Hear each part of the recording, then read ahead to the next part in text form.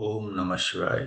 श्री विद्वेश्वर संहिता 14वां अध्याय अग्नि यज्ञ, देव यज्ञ और ब्रह्म यज्ञ का वर्णन। ऋषियों ने कहा, प्रभु, अग्नि यज्ञ, देव यज्ञ और ब्रह्म यज्ञ का वर्णन करके हमें कृतार्थ करें। सूत जी बोले, महर्षियों, गृहस्थ पुरुषों के लिए प्रातः और सायंकाल अग्नि में 2 चावल और द्रव्य की आहुति ही अग्नि यज्ञ है।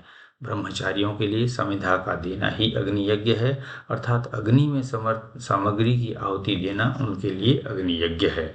द्विजों का जब तक विवाह न हो जाए उनके लिए अग्नि में समिधा की आहुति, व्रत तथा जाप करना ही अग्नि यज्ञ है।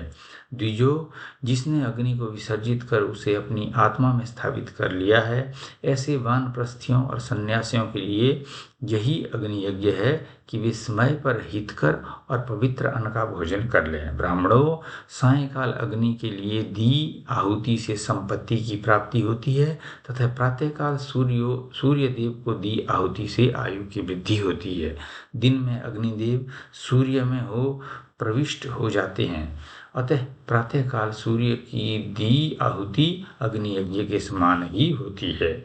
इंद्र आदि समस्त देवताओं को प्राप्त करने के उद्देश्य से जो आहुति अग्नि में दी जाती है वह देव यज्ञ कहलाती है। लौकिक अग्नि में प्रतिष्ठित जो संस्कार निमित्तिक हवन कर्म है वह देव यज्ञ है। देवताओं को प्रसन्न करने के लिए नियम से विधि पूर्वक किया गया यज्ञ ही देव यज्ञ है। वेदों के नित्य अध्ययन और स्वाध्याय को ब्रह्म यज्ञ कहते हैं। मनुष्य को देवताओं की तृप्ति के लिए प्रतिदिन ब्रह्म यज्ञ करना चाहिए। प्रातःकाल और सायंकाल को ही इसे किया जा सकता है। अग्नि के बिना देव यज्ञ कैसे होता है, इसे श्रद्धा और आदर से सुनो। सृष्टि के आरंभ में सर्वज्ञ और सर्वसमर्थ महादेव शिव जी ने समस्त लोगों के उपकार के लिए वारों की कल्पना की। भगवान शिव संसार रूपी रोग को दूर करने के लिए वैद्य हैं, सबके ज्ञाता तथा समस्त औषधियों के औषध हैं। भगवान शिव ने सबसे पहले अपने वार की रचना की जो आरोग्य प्रदान करने वाला है। तत्पश्चात अपनी माया शक्ति का वार बनाया जो संपत्ति प्रदान करने वाला है। जन्म काल में दुर्गतिग्रस्त बालक की रक्षा के लिए कुमार के वार की कल्पना की। आलस्य और पाप की निवृत्ति तथा समस्त लोगों का हित करने की इच्छा से लोक रक्षक भगवान विष्णु का वार बनाया। इसके बाद शिव जी ने पुष्टि और रक्षा के लिए आयुकर्ता त्रिलोक सृष्टा परमेष्टि ब्रह्मा का आयुष कारक वार बनाया। तीनों लोगों की वृद्धि के लिए पहले पुण्य पाप की रचना होने पर लोगों को शुभाशुभ फल देने वाले इंद्र और यम के वारों का निर्माण किया। ये वार भोग देने वाले तथा मृत्यु भय को दूर करने वाले हैं। इसके उपरांत भगवान शिव ने 7 ग्रहों को इन वारों का स्वामी निश्चित किया। ये सभी ग्रह नक्षत्र ज्योतिर्मय मंडल में प्रतिष्ठित हैं। शिव के वार के स्वामी सूर्य हैं। शक्ति संबंधी वार के स्वामी सोम, कुमार संबंधी वार के अधिपति मंगल, विष्णु वार के स्वामी बुध, ब्रह्मा जी के वार के स्वामी बृहस्पति, इंद्र वार के स्वामी शुक्र व यम वार के स्वामी शनि हैं। अपने अपने वार में की गई देवताओं की पूजा उनके फलों को देने वाली है। सूर्य आरोग्य और चंद्रमा संपत्ति के दाता हैं।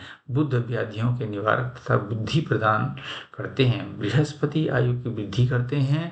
शुक्र भोग देते हैं और शनि मृत्यु का निवारण करते हैं। इन 7 वारों के फल उनके देवताओं के पूजन से प्राप्त होता है।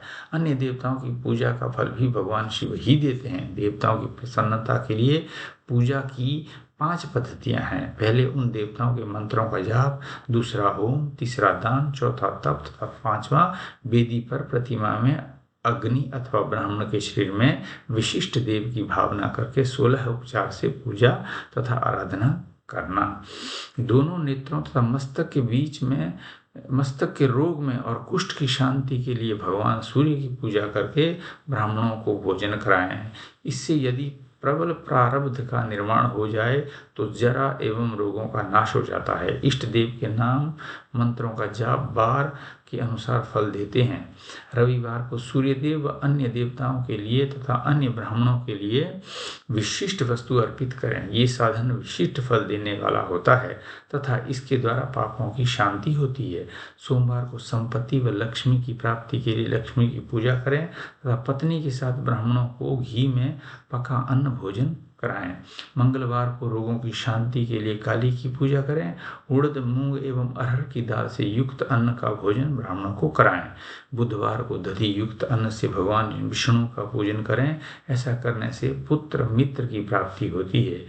जो दीर्घायु होने की इच्छा रखते हैं वे बृहस्पतिवार को देवताओं का वस्त्र, यज्ञोपवीत तथा घी मिश्रित खीर से पूजन करें।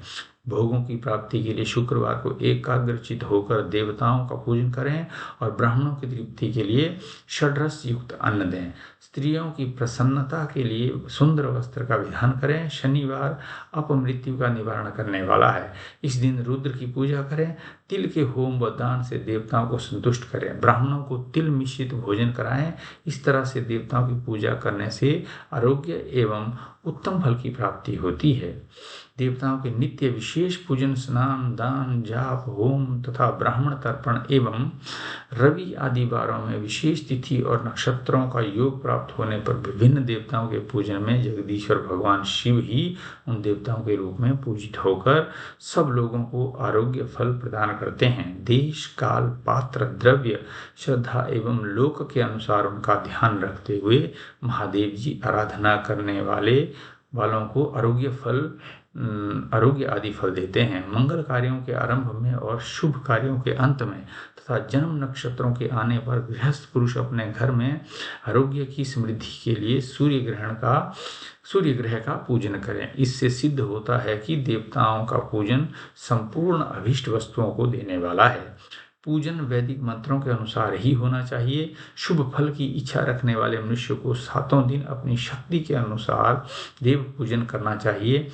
निर्धन मनुष्य तपस्या व व्रत आदि से तथा धन के द्वारा देवी देवताओं की आराधना करे। जो मनुष्य श्रद्धा पूर्वक इस तरह के धर्म का अनुष्ठान करता है वह पुण्य लोक में अनेक प्रकार के फल भोग कर पुनः इस पृथ्वी पर जन्म ग्रहण करता है। धनवान पुरुष सदा भोग सिद्धि के लिए मार्ग में वृक्ष लगाकर लोगों के लिए छाया की व्यवस्था करते हैं और उनके लिए कुएं, बावली बनाकर पानी की व्यवस्था करते हैं। वेद शास्त्रों की प्रतिष्ठा के लिए पाठशाला का निर्माण या अन्य किसी भी प्रकार से धर्म का संग्रह करते हैं और स्वर्ग लोक को प्राप्त होते हैं। समय अनुसार पुण्य कर्मों के परिपाक से अंतःकरण शुद्ध होने पर ज्ञान की सिद्धि हो जाती है। द्विजो, इस अध्याय को जो सुनता, पढ़ता अथवा सुनने की व्यवस्था करता है उसे देव यज्ञ का फल प्राप्त होता है।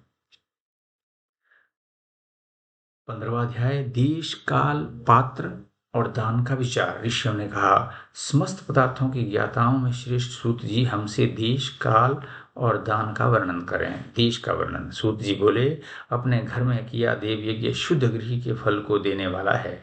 गौशाला का स्थान घर में किए गए देव यज्ञ से 10 गुना अधिक, जलाशय का तट गौशाला से 10 गुना एवं जहाँ तुलसी, बेल और पीपल वृक्ष का मूल हो वह स्थान जलाशय तट से भी 10 गुना महत्व देने वाला है। देवालय उससे भी अधिक महत्व रखता है। देवालय से 10 गुना महत्व रखता है तीर्थ भूमि का तट। इससे भी श्रेष्ठ है नदी का किनारा तथा उसका 10 गुना उत्कृष्ट है तीर्थ नदी का तट।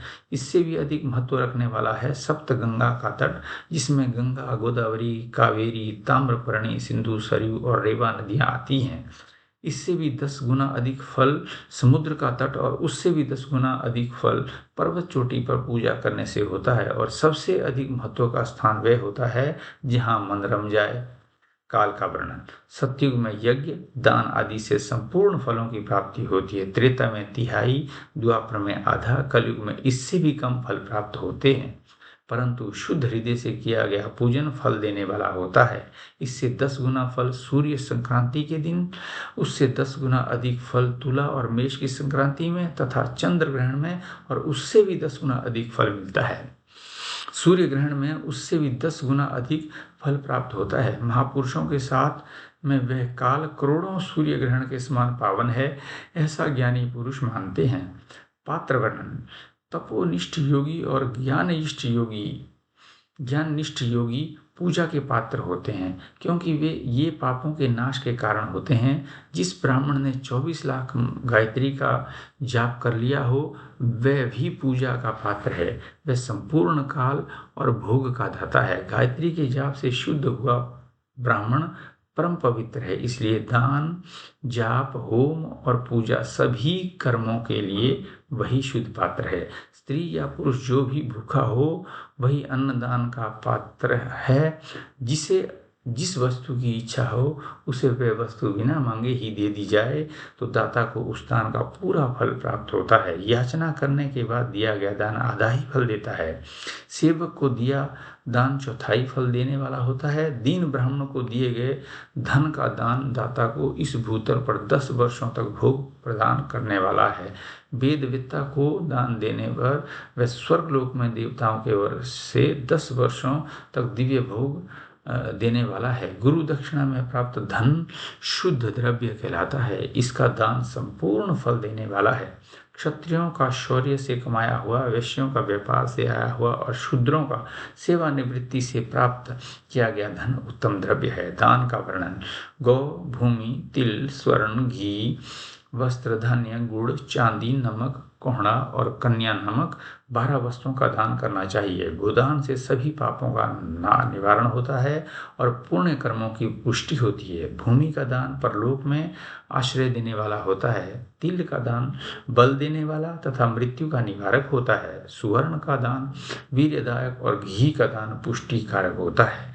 वस्त्र का दान आयु की वृद्धि करता है। धान्य का दान करने से अन्न और धन की समृद्धि होती है। गुड़ का दान मधुर भोजन की प्राप्ति कराता है। चांदी के दान से वीर्य की वृद्धि होती है। लवण के दान से षड्रस भोजन की प्राप्ति होती है। कोहड़ा या कूष्मांड के दान को पुष्टिदायक माना जाता है।